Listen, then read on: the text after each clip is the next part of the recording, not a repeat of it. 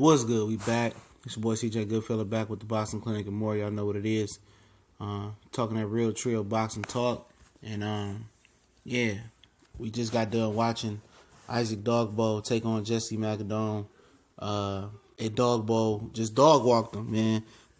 Jessie was out the ring for about a year, so he had some rust. Dogboe, I was on live with Corey Lee Boxing talking about to jump back on with them. Had to switch over devices so I could do the Google Hangout with them. I'll leave that link in the description as well if you want to come check our live hangout for the FS1 card and the Danny Jacobs HBO card with Fat Baby Miller on there, the Johan Dunhaps. I'll leave that link in the description as well.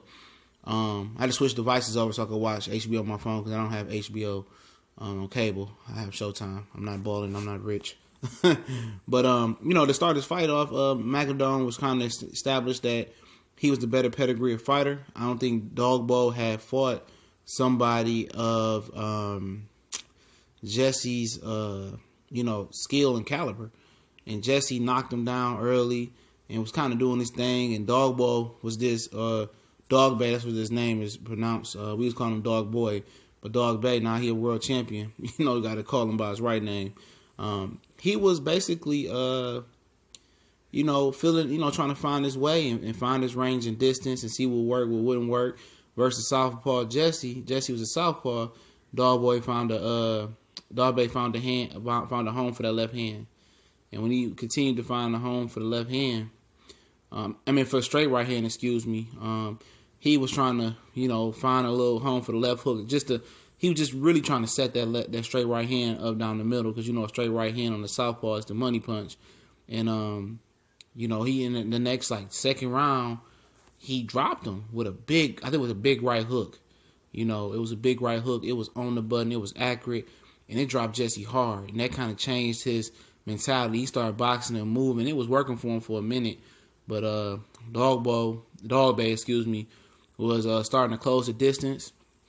And, when he kind of started using his jab a little bit more, he became more effective. And I think as he goes to the next level in competition, he's going to have to start utilizing that jab way more. He's going to fight better fighters. I know Jessie is a good fighter, but he's going to continue to get better and continue to be great. He's going to have to, start shooting that jab a lot more and find that rhythm of that jab because that jab opened up a lot for him when he used it. Opened up, his vicious body work. This dude was a supreme athlete. He was smart enough to know to go to the body. And Jessie couldn't take it to the body. He was ripping the body. He was legitimately ripping that body. And that body work is what ultimately, scored the last knockdown for him. And it scored the knockdown or the knockout. It scored the knockdown before that for him as well too. And you could tell he was hungry. He was tough. He was resilient. This is what becoming a world champion is about. Not being hand interim titles. Not being winning your title at catch weights. Or winning your title versus cupcakes. He won his title from a tough guy. And he went through some fire. He went through some adversity. And he backed up his words. He dominated him. This guy is trying to be a pastor. He was a middle-class guy from Africa who moved to London. I know Luel Dang was a guy from Africa who was from Sudan. He moved to London. Dogboe, Issac Dogboe, new WBO champion, is the 8th world champion in Ghana history. And on the live stream, we was talking about, the loss of great fighters coming out the continent of Africa. And now they have a new star. And I think Issac Dogboe is going to be a champion, a good ambassador for African or in Ghana boxing. And Jessie doesn't have nothing to hang his hat over. He just has to be more active, work on the gym, refine his skills, work a little bit harder. He'll be okay and be back, in my opinion. Does he deserve a rematch? This was pretty much a dominant victory over Dogboe. This was an excellent fight. I told you guys it was going to be an excellent fight. I didn't get around to doing a breakdown prediction for it. But, after all the trash talk between the camps, mostly on Issac Dogboe's side, it seems like I'm watching the interview. It seems like it's some closure here. It's respect. He respects Jessie Magdaleno. He respects that man. And I'm pretty sure Jessie respects Issac Dogboe. And he said he was going to be a pastor. Congratulations to him. ESPN had a great fight card.